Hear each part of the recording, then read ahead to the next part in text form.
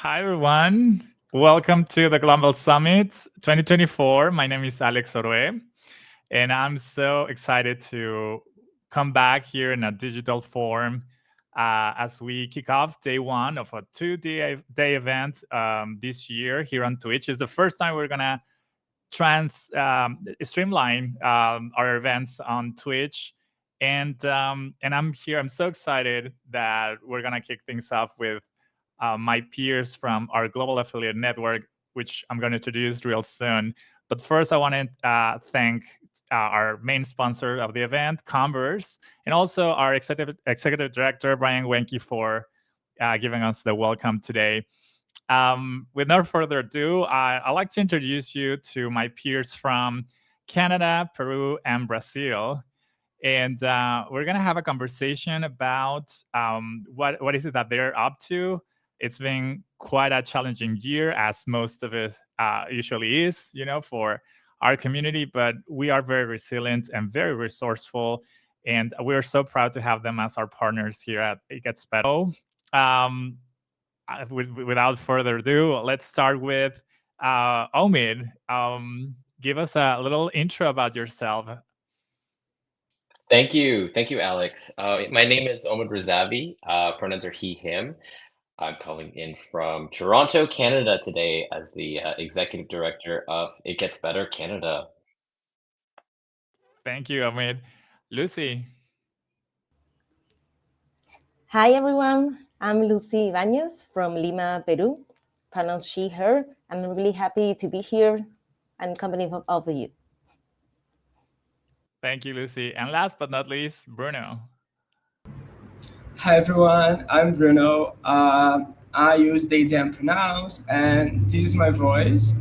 For accessibility reasons, I will briefly describe myself. I'm a young Latin person. I have medium length straight black hair and spot in the middle. I'm wearing a striped polo shirt in shades of blue, white, green, and orange. I'm Zelania, LinkedIn top voice, and I volunteered in It Gets Better Brazil since 2018. Well, thank you, Bruno. That was very specific. And yeah, we should do more about accessibility in the future. Also, I think there's like more to talk about, the public speaking that you do that I'm such a fan of, that I've seen that you do on LinkedIn. So anyways, this panel conversation, we're going to kick things off as we do usually in our summits. And I'm going to give a little context about, for those that are like first timers here, obviously probably everyone outside of our network, because this is the first time that we do this publicly. We've been hosting in different formats our global summits since I think 2017, 2016, I want to say. And it's been usually in network events, like meant for our partners across our global affiliate network. As Brian at the beginning mentioned, we are present in 19 countries outside of the US, 20 with the US. And we are a big network who share the same mission of uplifting, empowering, and connecting LGBTQ youth around the globe. And so our summits are these opportunities to get together once a year, to connect, to share our experiences, and also talk about the challenges that we face in the implementation and of our programs, and also a great opportunity to learn from each other, because we can learn a lot even from the new affiliates that come along the way. So we just turned 14 years old as a network when It Gets Better started in the US back in 2010. And right after that, the following year, our affiliate in Chile started. So our global component has always been there. And every single year when we get together, we have really amazing discussions and learning experiences. And so we thought that a lot of those conversations are so worth it, would be so worth it to have publicly, not just for potential supporters that want to get involved in being part of our mission, different partners around the world that we have, content creators, other global affiliates, but also the queer youth themselves that we exist for. So they know what is it that we do, what we offer, and how we can support them, and how they can engage with us. So that's the main reason why we're doing this on Twitch for the first time. So yeah, this conversation, we're gonna dive into what is it that our colleagues in Canada, Peru, and Brazil are up to. And believe me, there's lots that we could talk about for hours. But I'm gonna just like kick things off a little bit, starting with Omid. It Gets Better Canada has been doing like every single affiliate here has been doing really great and really amazing the last year, even though it's been challenging in terms of fundraising and the different also challenges that queer youth face in our countries, right? Not just in terms of pushback with bills that are trying to pass that criminalize or target queer youth in different countries. But in particular, in your team, at your affiliate, Omid, what's the project or initiative that in this last year that you're especially proud of, and why? Thank you, Alex. Yeah, and congratulations on the 14-year anniversary of It Gets Better. Wow, time flies. So for us at It Gets Better Canada, I mean, no, everything that you just said, we've been impacted by as well, with policies targeting youth, queer, trans youth, attacking their access to safe and affirming spaces in schools. So we really knew we had to take action, and we are very fortunate in Canada, like many of the countries joining us today, that we are able to connect with numerous organizations and charities that focus on supporting queer youth.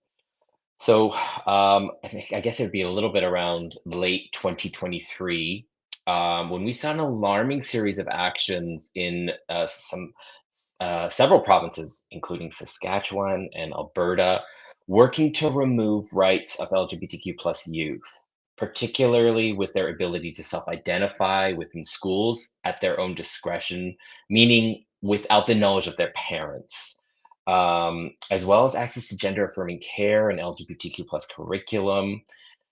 So we knew that politicians, provinces were working towards telling youth what was best for them, and working towards again policies that would create actions that they just were not a part of in terms of the consultation. So everybody's telling youth what is best for them, and nobody is asking them what is best for them, what they need. So, with that in mind, we created Youth Voices Will Prevail, which was a coalition campaign with the Canadian Centre for Gender and Sexual Diversity and LGBT Youth Line. This campaign put youth voices on the forefront.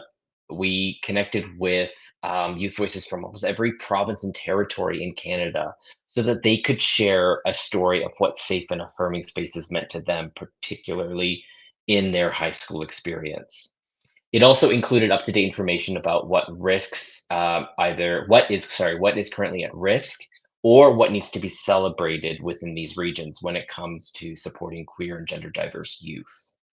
The result was, not only were we able to solidify our bond with these organizations that we created the coalition with, we were able to also tap into their network and expand our reach, and vice versa.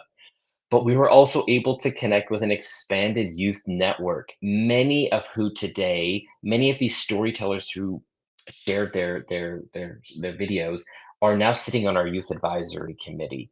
So definitely, probably in the past year, one of the most proud campaigns to be a part of. And that's amazing. And actually, that's actually kind of the theme of today, what you just shared, the reasons why you kicked off those projects. And yeah, it gets better. Our 14 years of work has also evolved from, back then when we started. it was a very adult-centric point of view of sharing the stories of queer people that have gone through some challenges, so they can inspire queer youth that are living through those issues, right? And that was the context of back then, and to a certain degree that's still very present today. But as things have gotten better, it's more about what it's not really about what we think queer youth need, but rather what is that they need, that because they're doing great stuff today and they're very active and they can speak for themselves way better than they could 14 years ago. So the next two segments, for everyone watching, please stay connected, stay tuned, because those are conversations that are going to be so worth it to listen to. Thank you, Omid. Lucy, in Peru, same thing, same question, but I wanted to give it a twist. Like, obviously, you can explain in detail, but in one word, in this past year, how would you describe this past year for your team?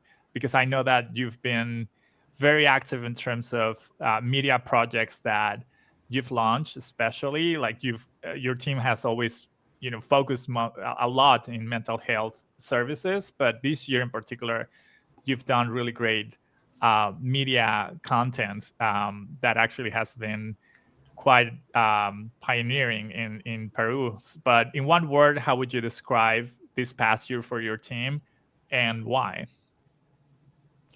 Thank you, Alex. Wow, in one word, I will have to say growth. I think growth is a word that describes the past year of our affiliate. I mean, we expanded our activities and the number of people we support. I think one of our major achievements was producing and presenting a documentary of Peruvian trans women, which was not only viewed online by over 30,000 people, but also showcased in a live screening.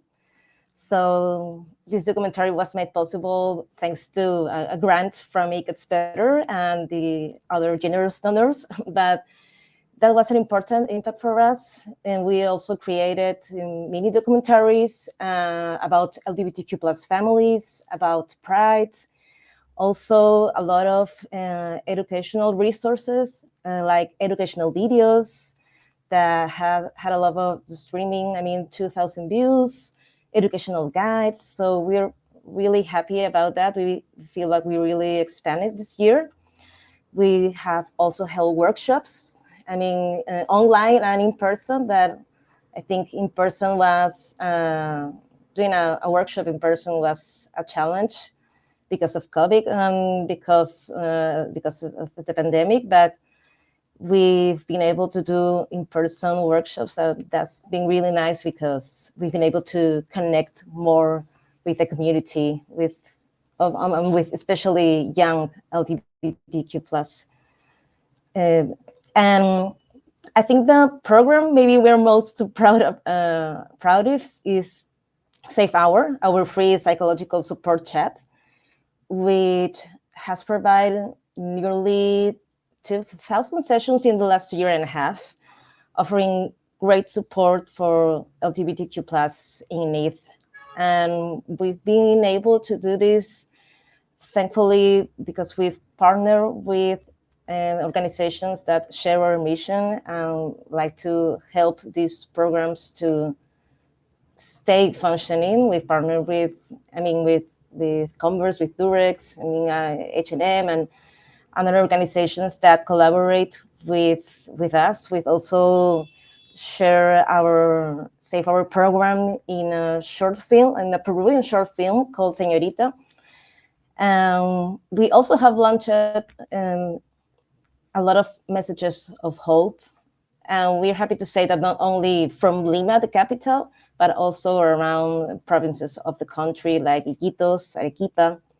So this year has been a lot of growth for us. I think it has empowered us to make a deeper impact and connect us with LGBTQ plus youth even more across all the country. Thank you, Lucy. That's really amazing, and definitely to see that you've been able to strengthen some really great relationships of partners that have being there with you in the launching of these initiatives. It's really great to hear. One of them, Converse, which is supporting you in Peru, and it's a big supporter of us in the US as well, and the partner that made this summit possible.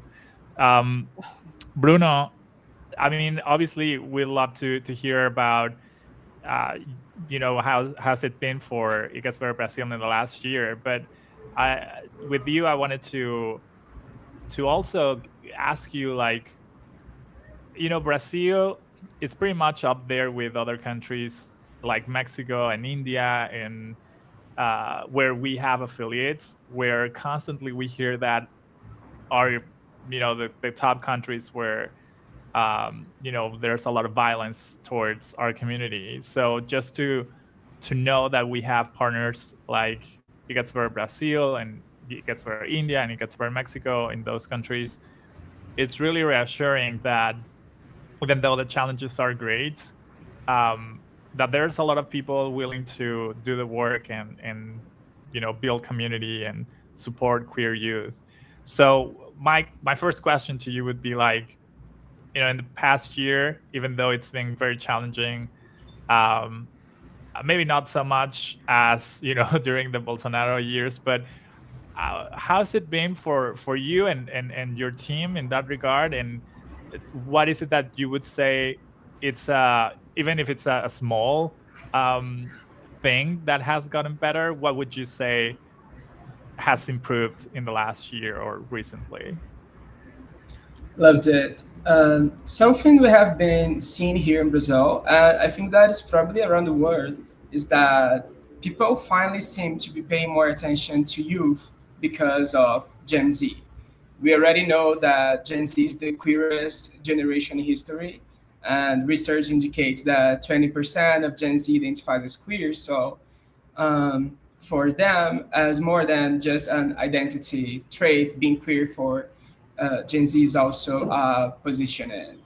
This is the most politicized group and purpose-seeking generation in history, with around 70% of Gen Z youth involved in some type of social cause or activism, regardless of each country they live in. This is a fact all over the world. And I think this is a positive perspective because if people are finally hearing what Gen Z and what youth have to say, we can evolve and we can expect good things that are coming. And actually, Gen Z is already changing things.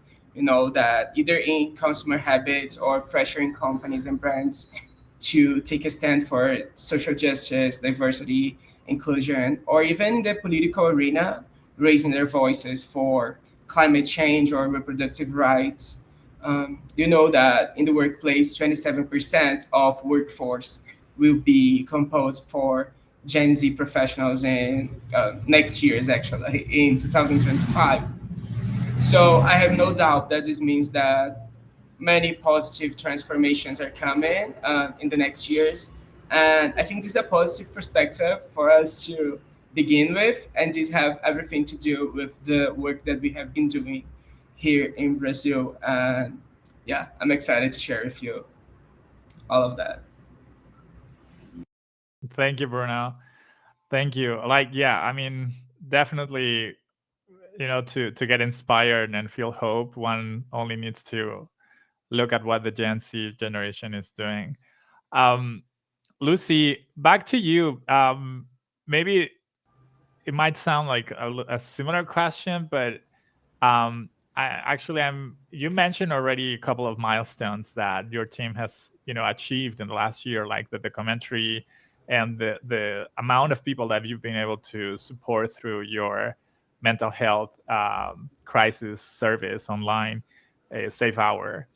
But what would you say that what of all those milestones, maybe not just from your own team, but like in general in your country in regards to LGBTQ rights, what would you say has been very impactful, and especially towards LGBTQ youth? Yes, thank you, Alex. I mean, I think an important achievement, it has to be Safe Hour, because this last year and a half, we've been able to reach more people than ever before. And we really see the demand of this service because, I mean, our country or state doesn't give specifically help, psychological help for LGBTQ plus youth. And the situation of our country is not the best for our youth. So it reflects on the Safe Hour program in the conversations we have with young people in the situations they're living. They reflect a lot, sadly, the situation that our country is living. So that's why maybe we feel really, really proud of our program, because it is helping really a lot of people. I mean, and especially young people, even like half of them are like in between 18 and their 20s. 50%, I mean, are between 12 and 17 years old. So we are happy to be reaching more young people, because it wasn't always easy to connect with teenagers. And we're also happy to connect more with, as I was saying before, outside of Lima, the capital, because if our capital has maybe few resources, around the country is even more difficult to get help and connect with resources. So maybe we can't change the situation in one day of our country, but we can give young people resources to feel more empowered, to feel more hope. So that's really important for us, and we're really happy also to see the comments and the feedback of the users of the program. I mean, I remember young people saying to us that the service, the psychological chat, gave them strength to keep going when maybe it felt like it wasn't worth to keep going anymore. So it's really, really meaningful to read those words, to know those testimonies, and know that the program is such a value for a lot of people, and especially to trans youth that we are receiving more in the psychological chat, because the challenges can be even more in some places of the country, especially to trans youth. So we think that this has really had a huge impact in our community, to give them these psychological resources, and also complemented with educational resources and our media resources also, because if you can see like a positive reference of LGBTQ adults, but also have the psychological tools to overcome some challenges, it gives them even more hope. Totally. And I mean, just listening to the fact that your impact goes beyond the capital, it's also a reminder that that's the reality of most of our countries, where the majority of the resources that are available are in the big cities and the urban areas. And as Omid was talking about the youth-led initiatives that It Gets Better Canada has been implementing, it's also important to look back at other areas of our country where probably those resources are not as accessible for queer youth that need it the most.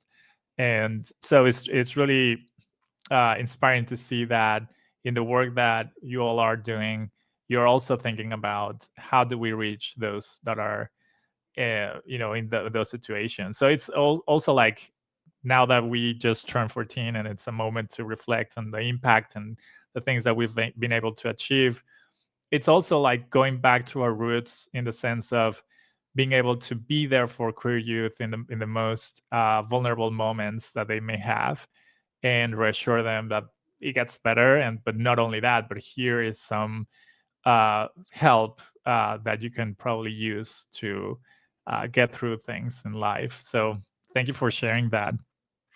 Bruno, um, I think also like listening to what Lucy was mentioning, there are a lot of things that it's are good reminders of why we do what we do. But for you, especially in the previous year, what has been that reminder for you that what we do, it's important and it gets better? Totally. It has been a very turbulent year around here, as every year in Brazil actually, but especially with two issues that I think that directly affect young people and queer youth. And these two issues are climate change and elections. Considering the elections, we are experiencing a scenario of great polarization here, with many candidates creating narratives to attack, boycott, and even make fun of the queer community, and especially trans and non binary people. Um, in the last elections, we have released a guide for managing electoral and political anxiety for queer youth. And this is a material that has been widely accessed again in these elections that we are running here in our country. And it continues to prove that this guide that we have created and it gets better Brazil, it's a valuable resource for young people to take care of their mental health and engage safely during this period. This has been such a valuable tool for us and for queer youth that we are releasing a new edition of this material this week. So because of the importance that queer youth have been assessing this material, we realized that we have to upgrade it and to look for other issues as well. So this week, we're releasing a new guide focused on climate change and climate anxiety. That's because Brazil is experiencing one of the most difficult years from an environmental perspective. Only in the last year, we have floods that have devastated an entire state in the south of our country, and fires and droughts reaching record levels in several cities.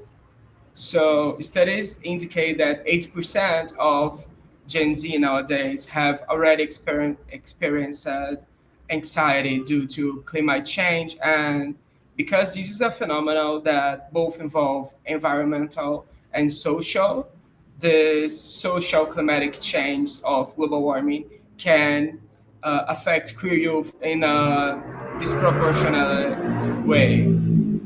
So that's why we're releasing in this week this climate anxiety management guide for queer youth that present tools, tips, and guidance from psychologists so that these people can deal with these feelings, can embrace them, and once again take action in a way that is safe for their mental health. So looking back for the year that has passed, I think that this focus that we're having into mental health, but uh, how do we embrace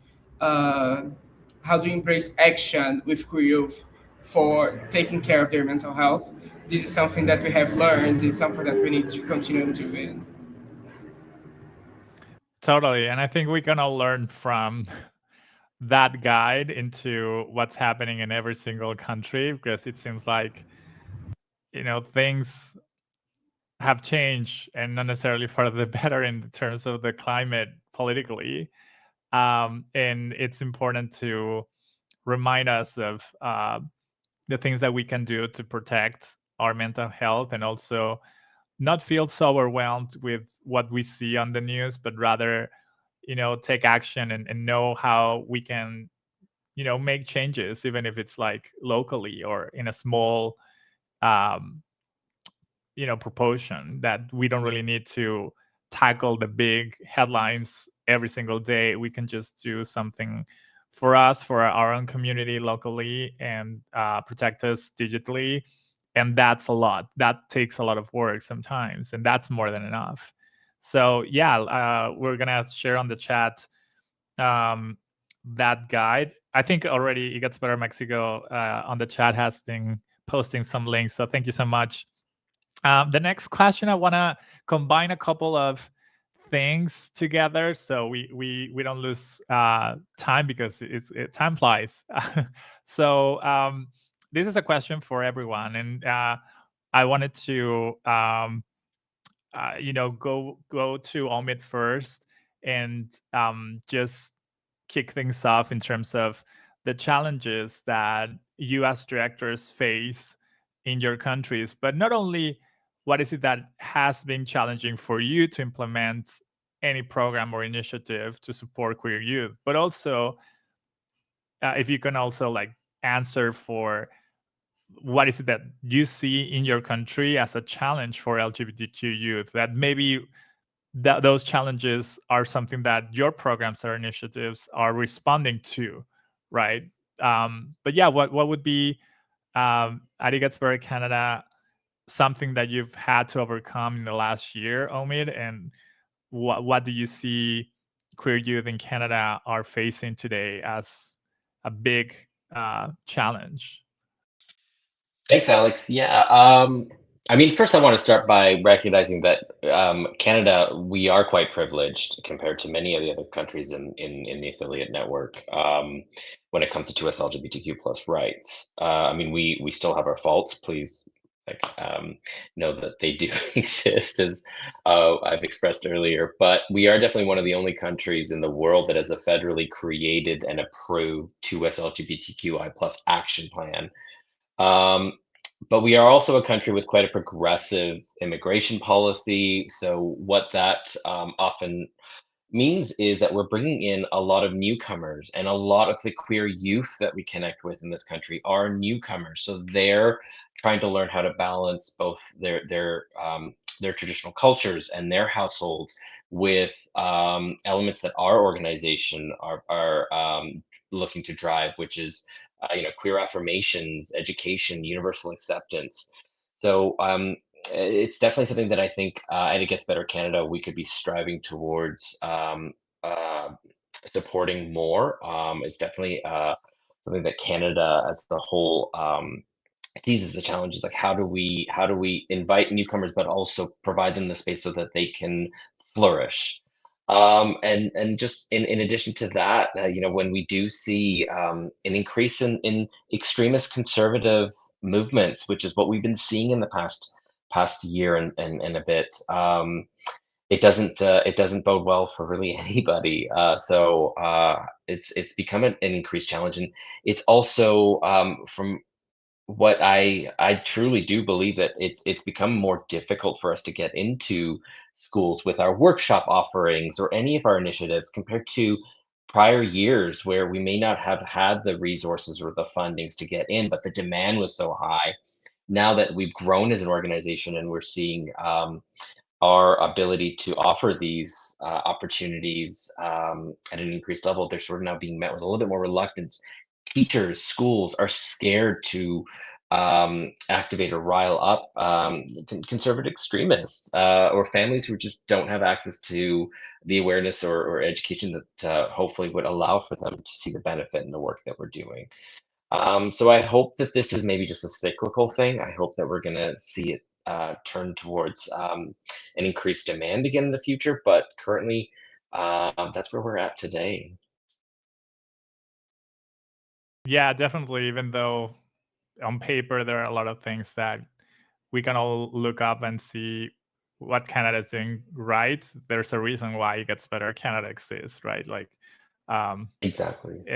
not everything is like Vancouver or Toronto across that beautiful country. But yeah, I mean, immigration, that's a big challenge everywhere, and Canada has definitely a lot to fix in that regard. So the US, so it does Mexico, so every single country. It's like, that's a big thing. And I think that's also why It Gets Better in the US, we've partnered in the past with other organizations like United We Dream that focuses on that issue in particular. So we do see that our queer youth in particular are very invested in those other causes, definitely. Thank you for sharing, Omid. Same question, Lucy. What has been a big challenge that your team has had to overcome in the past year, and what is it that you see that queer youth in Peru are facing today? Well, and the current political and social situation in Peru creates several challenges for our youth and also for our programs. I mean, conservative values and religious beliefs still hold a lot of influence in politics and also in education. I mean, it makes it difficult to share LGBTQ plus content or educational materials or videos because many institutions won't share this information or they don't like addressing these topics. So schools, for example, lack inclusive sexual and gender education, which prevents us from providing useful material maybe to young people. And also political instability. I mean, sadly, the lack of laws that protect LGBTQ plus people in our country, it makes it hard to keep our programs running smoothly because these topics are not a priority, especially to our authorities. So it's also difficult to finance our projects because they aren't important to our state. So we also have had a major recent issue that has been an anti-trans decree from the Ministry of Health, which sadly strengthens discrimination and made it even harder to implement a positive message to trans youth. And also it reinforces stigma and it makes it harder to implement health programs for trans community. I mean, this kind of events discourage, especially trans youth, making our work even more challenging. But despite of all of these realities, we stay strong, we stay resilient, and we confirm that it's urgent to maintain our programs. And of course, it's important for us to also have the help to secure financial support from our donors, our funders, to help us keep providing all the help we can to our youth all around Peru. I mean, providing the psychological service, as I was saying before, and educational services, because I mean, kids really get a lot of negative information, and also through the news. I mean, the news are not the most positive for our countries, so we have a challenge there, but we keep going in giving young people all the testimonies of hope we can, and all the education we can. So with the right backing, we can continue to offer all these services and ensure that LGBTQ plus youth in Peru have access to the support they need, especially in such difficult times. Definitely. I mean, after COVID, we've seen a drop in the support from different types of donors towards nonprofits in every single social justice area, but in particular LGBTQ issues. So yeah, I mean, if for everyone watching, if you want to know more about how you can support our mission, just go to our website and to our affiliates socials and websites, and you'll find more information how to connect and provide that support. Bruno, same question. What has been a challenge that you've had to face in the previous year from your team perspective, and also what do you see LGBTQ Brazilians have to face today? Yeah, you know that Brazil is a very complex country, as a lot of our countries in Latin America. So, despite what many people believe, Brazil is one of the most violent countries for queer people, especially trans people. We have a conservative scene that continues to advance, especially in a political way. So, when we talk about youth, education, representation, all of this is still a big controversy, but there are many organizations and many allies too. And these allies, they have secured several legal achievements for us.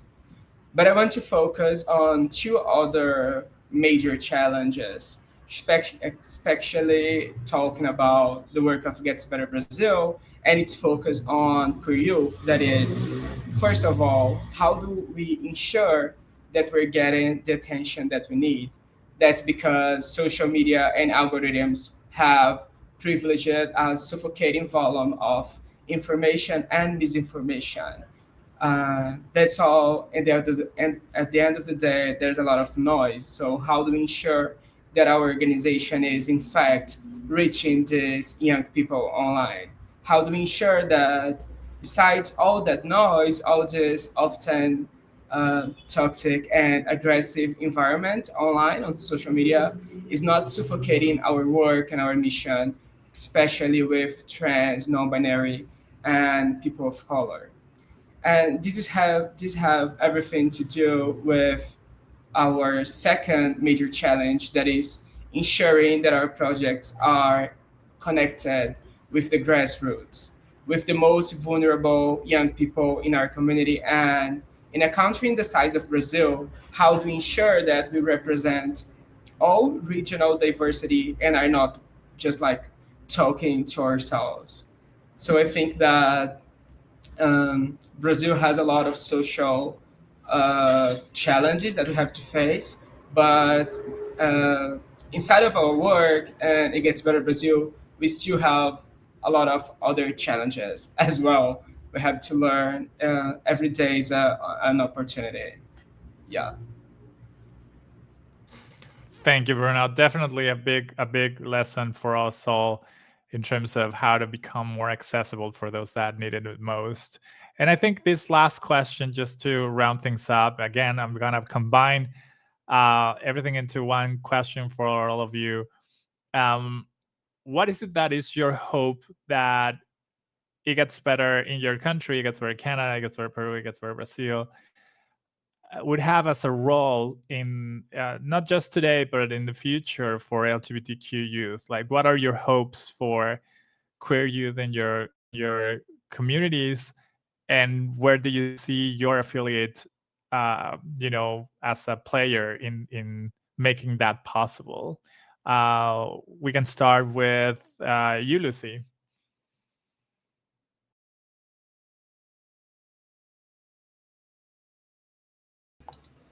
Sorry, my mic was off. um, well, my vision really, for me, is for LGBTQ plus youth worldwide to create a future where they are empowered to live authentically. I mean, free for fear and with really full access to all the resources they need to drive. I mean, I hope that It Gets Better Network can really help build a global system that ensures that every LGBTQ plus youth has access to inclusive educational spaces, I mean, mental health services, and no matter where they live, because as we've been talking before, I mean, usually the resources are limited to big cities or the capital. And the idea is that these spaces will really provide a safe and supportive environment, allowing young people to feel valued and understood as they, I mean, navigate their identities and challenges. And it will be my vision that every young people will have the opportunity to have this space, no matter their background or no matter where they live. I mean, by connecting young people across the world with these inclusive, well-funded spaces, we can make sure that every kid feels seen, feels safe, feel heard, feel celebrated. And it's not just about providing resources, but about building a community and a safe space. Thank you, Lucy. Beautiful. Totally, I think from It Gets Better US, we can continue providing this kind of spaces and programs like Global Grants and other initiatives to support you in those efforts. And but basically, I think the summits in particular are a really great opportunity for us to hear those challenges and see how we can reinvent or uh, redirect our efforts towards being more um, specific to the needs that our network has. So thank you for sharing. Bruno, let's go with you. What are your hopes for the future for queer youth, and where do you see Gets Better Brazil as a player for that to happen? Awesome. One thing that excites me a lot about our work in Brazil is that we're making a significant impact on the life of queer youth in terms of employability. In partnership with large companies and, of course, with the support of It Gets Better US. It is very clear to us that there's a direct link between the access to employment and income and the quality of life, mental health, and safety of queer youth. And we're working directly to increase employability and education for queer youth here. We have already received awards for one of our projects, Conversas que Inspiram.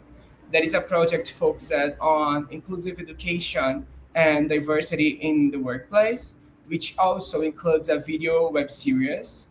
We are now going to the third year of this project in partnership with a major company, and I couldn't be more proud of what we're doing, what we have achieved so far, and I'm even more excited for the future. Thank you, Bruno. Definitely. I mean, that project in particular, Conversaciones que Inspiran, I was lucky enough to see, like, not just from a distance in the previous year, but the second year last year, to see what you all achieved in that collaboration and bringing so many amazing queer people together for that effort. So I encourage everyone to look it up and continue to support that effort. Thank you, Bruno. And last but not least, Omin, same question. Uh, what are your hopes for queer youth, and where do you see it Gets Better as a player in that? Yeah, I mean, I really, really hope that we can work towards empowering, educating youth when it comes to supporting their access to digital literacy, um, really ensuring that they understand how to combat online hate, as we're seeing an increase in that. But also, I believe Bruno mentioned this too, just like disinformation, giving them and hopefully their communities the tools to better understand how to engage with disinformation, how to identify disinformation, and lastly, how to advocate for themselves and their communities online. Youth are changing how they're engaging with the content we're putting out there, or any content people are putting out almost daily, or what platforms they're on.